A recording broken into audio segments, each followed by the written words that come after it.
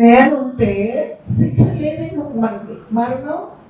మరణం అంటే చావు అనుకోకండి. ఇది నిద్ర అని ఉంది బైబిల్లో, నిద్ర. మరి ప్రభు సిలువ వేయబడినప్పుడు లేచాక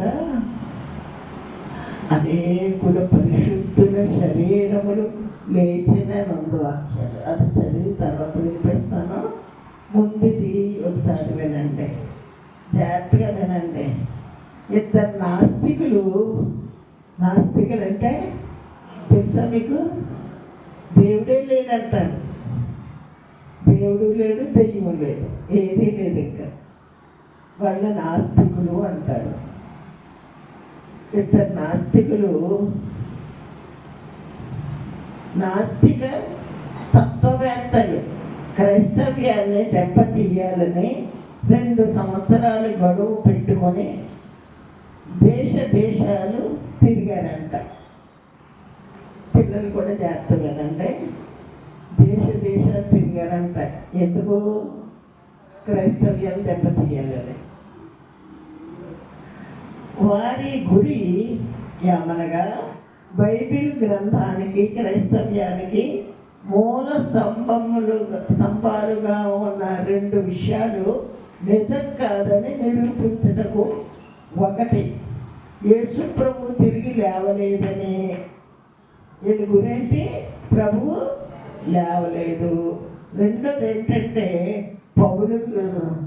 సౌలుగా ఉండి యేసు ప్రభు సంఘాన్ని హింసించిన ఈయన్ను యేసు ప్రభు ప్రత్యక్షమై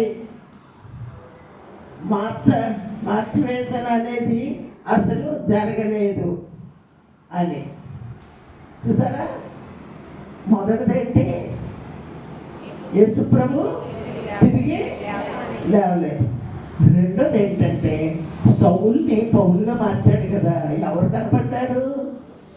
యేసు ప్రభు కనపడ్డారు. వెలుగు వచ్చేసి సౌలా నన్ను ఎందుకు హింసిస్తున్నావు అని అడిగాడు.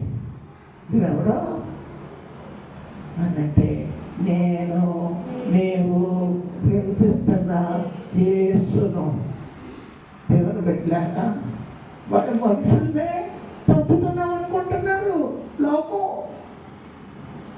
మనుషుల్నే తప్పుతున్నాం అనుకుంటున్నారు. కానీ ప్రభుని హింసిస్తున్నారు. ప్రభు ఇంకా మళ్ళీ చెప్తున్నారు. అది భక్తుల్ని చంపేస్తే ప్రభువుని బాధ పెట్టినట్టే. కానీ 2 విషయాలు జ్ఞాపకం పెట్టుకోండి.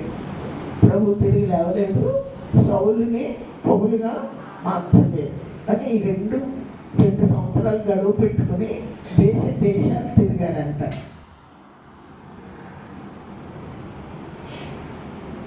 రెండు సంవత్సరాల తర్వాత జరిగింది ఏమనగా, వారిద్దరూ కలుసుకొని ఏవైతే నిజం కాదని నిరూపించాలనుకున్నారో అవి అక్షరాల నిజమని వారి పరిశోధనలో కనుగొని ఇద్దరు యేసు ప్రభు భక్తులు అయ్యామని ఒప్పుకున్న దేవునికి స్తోత్రం. తిరిగారు, సమాధానికి వెళ్ళారనుకోండి, కానీ సమాధి చూసుంటారు. పౌలు అన్ని ఖండాలు తిరిగి దేవుని సువార్త ప్రకటించారు. రుజువు. అప్పుడు వాళ్ళిద్దరు నాస్తికులు కూడా దేవుడు లేడని చెప్పిన వాళ్ళు ప్రభువు గురించి వాళ్ళు ఒప్పుకున్నారు. దేవుళ్ళ భక్తులు అయిపోయారు. తర్వాత ఒక యవనస్తుడు అన్నాడంట, పాస్టర్ గారు, అయ్యా నేను యేసు ప్రభు అంతటి వాడని కావాలి, ఏం చెయ్యాలి అన్నాడంట. ఆ యవనస్తుడికి ఏ కోరిక కలిగింది? నేను యేసు ప్రభువులాగా అయిపోవాలి, ఏం చెయ్యాలి అన్నాడంట. అంటే ఆయన అన్నాడంట, వారు ఎవరు కాలేరు, అలాగా ప్రభువులాగా ఎవరు అవ్వలేరు అన్నాడంట పాస్టర్ గారు. ఆయన శిష్యులు మాత్రమే కాగలరు. అయినను నీవు అడిగావు కాబట్టి చెప్తున్నా. 4 విషయాలు చెయ్యాలంట. ఒకటి, యేసు ప్రభు బహు పరిశుద్ధమైన క్రమశిక్షణతో కూడిన దేవునికి అంగీకారమైన జీవితాన్ని జీవించాడు. 1 పరిశుద్ధత. 2, నీవు 12 మంది శిష్యుల్ని ఏర్పాటు చేసుకోవాలి అన్నాడు. అది సరే అన్నాడు. 3వది, యేసు ప్రభు మానవాళి కొరకు ఘోర శిలువ మరణాన్ని పొందారు, నీవు పొందాలి అన్నాడు. అయ్యమ్మండు కొంచెం ఆలోచించి, ఇది చాలా కష్టం శిలువ మరణం పొందడం, అయితే అంతటి వాడిని కావాలి కనుక ముక్కుతోనో మూలుగుతోనో శిలువ మరణాన్ని భరిస్తాను అన్నాడంట. సరే 4వది ఏంటో చెప్పండి అన్నాడంట. యేసు ప్రభు చనిపోయి సమాధి చేయబడి 3వ దినమున మృత్యుంజయుడై సజీవుడై లేచెను, అలాగా నీవు కూడా లేవాలి. ఎవరు లేస్తారు? ఏ మానవుడు లేవగలడు? ఏ మానవుడికి శక్తి ఉంది? ఆయన దేవుడు కనుక ప్రాణం పెట్టడానికి అధికారం ఉంది, ప్రాణం తీసుకోవడానికి అధికారం ఉంది. నా అంతటి నేనే పెడుతున్నాను అని ప్రభు చెప్పారు. కనుక దేవుని బిడ్డ ప్రభు మృత్యుంజయుడు. అందుకే మనం ప్రభువుని నమ్ముకున్నాం. ఆయన జయశాలి, మన పాపాల కొరకు చనిపోయాడు, సిలువ పెట్టాడు, లేచాడు, మరణాన్ని జయించి లేచాడు.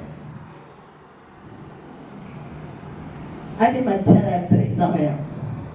ఆ తోటలో యేసు ప్రభు సమాధి ద్వారమునకు అడ్డుగా కడు పెద్దరాయి వేయబడి గవర్నర్ గారి సీలు వేయబడాడు. చాలామంది రోమా ప్రభుత్వ సైనికులు కావలి కాయచు మాట్లాడుకొనుచుండరు. అతన్ని 2 స్త్రీలు నిలవబడి మాట్లాడుకొనుచుండరు. అక్క పేరు మరణం, చెల్లి పేరు పాపం. అక్క పేరు మరణం, చివరని కనబడుతుందా? మరణం, చెల్లి పేరు పాపం. అక్క నీవే గెలిచావు. పాపం అనే నేను ఈ యేసు ప్రభుని పట్టుకోవాలనుకున్నాను, నా తరం కాలేదు. మరణం అనే నీవు ఆయన్ని పట్టుకున్నావు, నీవే గెలిచావు. యేసు ప్రభు ఓడిపోయాడు అన్నది. మరణమనే అక్క భుజాలు ఎగరవేస్తూ, ఏమిటనుకున్నావు మరి? ఈ లోకంలో పుట్టిన ఎవరైనా సరే, రాజైనా, మంత్రి అయినా, ధనవంతుడైనా, పేరువాడైనా, ఎంత గొప్పవాడైనా సరే, మరణమనే నా దగ్గరకు రావాల్సిందే. నన్ను ఎవరు గెలవగలరని గట్టిగా పక్కపక్క నవ్వుకుంది.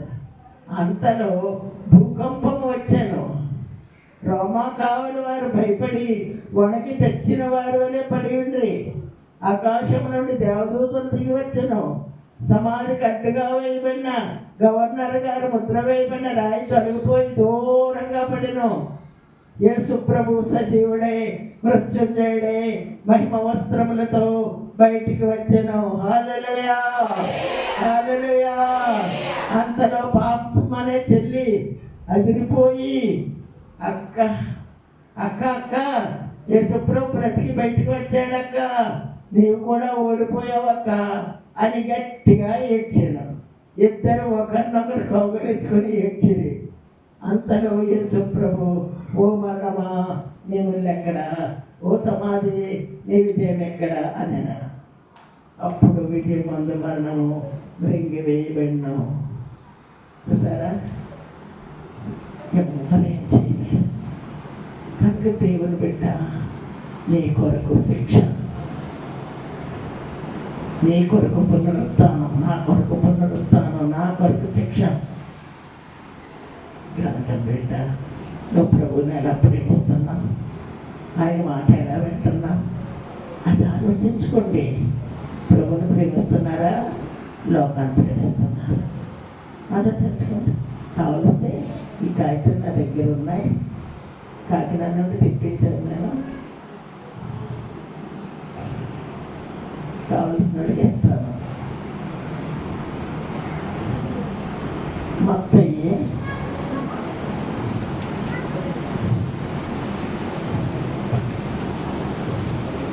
28వ అధ్యాయం.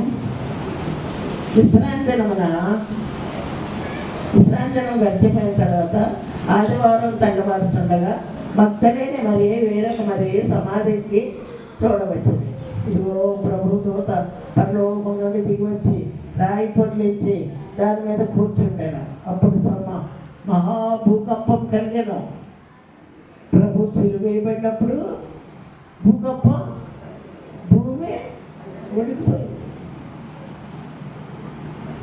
ప్రభు లేచాక కూడా భూమి భూకంపం వచ్చింది. ఆ దూత స్వరూపం మెరిపోయి ఉండను. అతని వస్త్రం హేమంత తెల్లగా ఉండేను. అతనికి భయపడ్డ వల్ల కావలి వారు వణకి తెచ్చిన వారి వలె ఉండేది. దూత స్త్రీలను చూసి మీరు భయపడకూడదు, సిలువ వేయబడిన యేసును మీరు వెతుకుతున్నారని నాకు తెలియదు. ఆ స్త్రీలు ఎవరు వెతుకుతున్నారు? సిలువ వేయబడిన యేసును వెతుకుతున్నారు. ఎక్కడ వెతుకుతున్నారు? సమాధి వెతుకుతున్నారు. యేసయ్య మృతుడు కాదు, సజీవుడైన దేవుడు, మృత్యుంజయుడైన దేవుడైన. అప్పుడు సిలువేయబడిన యేసును మీరు వెతుకుతున్నారని నాకు తెలియను, ఆయన ఇక్కడ లేడు. తాను చెప్పినట్టే ఆయన లేచి ఉన్నాడు. రండి, ప్రభు పండుకున్న స్థలము చూసి త్వరగా వెళ్ళి ఆయన మృతుల్లో నుండి లేచి ఉన్నాడని ఆయన శిష్యులకు తెలియచేయండి. ఇదిగో ఆయన గలిలయలోకి మీకు ముందుగా వెళుతున్నాడు, అక్కడ మీరు ఆయనను చూతురు. ఇదిగో మీతో చెప్తున్నాను. వారు భయముతోనూ మహా ఆనందముతోనూ సమాధి యొద్ద నుండి త్వరగా వెళ్ళి ఆయన శిష్యులకు ఆ వర్తమానం పరుగెత్తుతుండగా, ఎలాగా ప్రభు యొక్క వర్తమానం, ఆ పునరుద్ధాన వర్తమానం తెలియచేయడానికి పరుగు స్త్రీలు ఇప్పుడు ఎవరు వెతుకుతున్నారు? ప్రభువుని వెతుకుతున్నారు. మనం ఎవరు వెతుకుతున్నాం? దేవుని బిడ్డ, మందిరంలో కూర్చున్న బిడ్డారా, ఏది వెతుకుతున్నాం? లోకన్నా ప్రభువునా? చూడండి, ఆయన ఎవరు వెతుకుతున్నారు? ఆ వర్తమానం తెలుపు పరిగెత్తుతుండగా యేసు వారిని ఎదుర్కొని, దేవుడు ఆశ గల ప్రాణాన్ని తృప్తిపరుస్తాడని చెప్పబడిన రీతిగా అక్కడ చెప్పుదామని అంటుంటే ఆయన ఎదురొచ్చేస్తుంది. చూసారా? నువ్వు ఎవరిని వెతుకుతుంటే నీకు అదే ఎదురొస్తుంది. పాపాన్ని వెతుకుతుంటే శిక్ష వస్తుంది, పాపానికి శిక్ష. నువ్వు ప్రభు కోసం వెతుకుతుంటే ప్రభు మాట్లాడతాడు, ప్రభు దర్శనమిస్తాడు, నీ ఆశ తీరుస్తాడు. దేవదసయ్య గారు ప్రార్థన చేయమన్నారు అందరినీ. ప్రభు అందరికీ కనపడు, అందరితో మాట్లాడు, నాకు కనబడు, నాతో మాట్లాడు అని ప్రార్థన చేయమన్నారు ఆయన. చెత్త దేవుని బిడ్డ, ప్రార్థన చేయాలి. మనం ప్రభుని బ్రతిమలాడుకోవాలి. యేసు వారిని ఎదుర్కొని మీకు శుభమని చెప్పారు. ఏంటి శుభం? శుభవర్తమానం ఇది.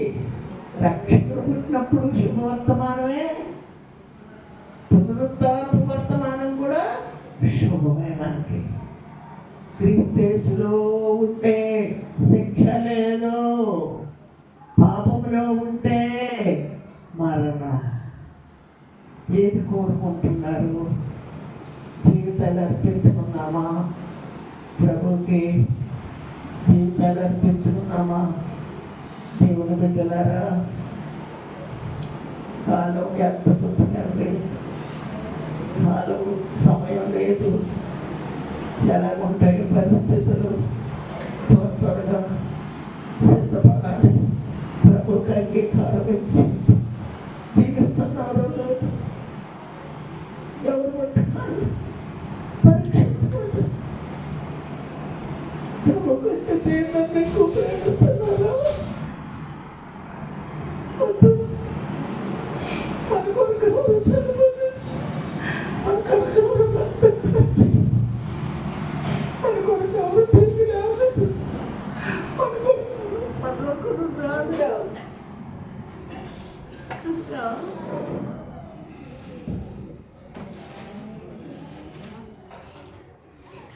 రా బాబు, జాగ్రత్త.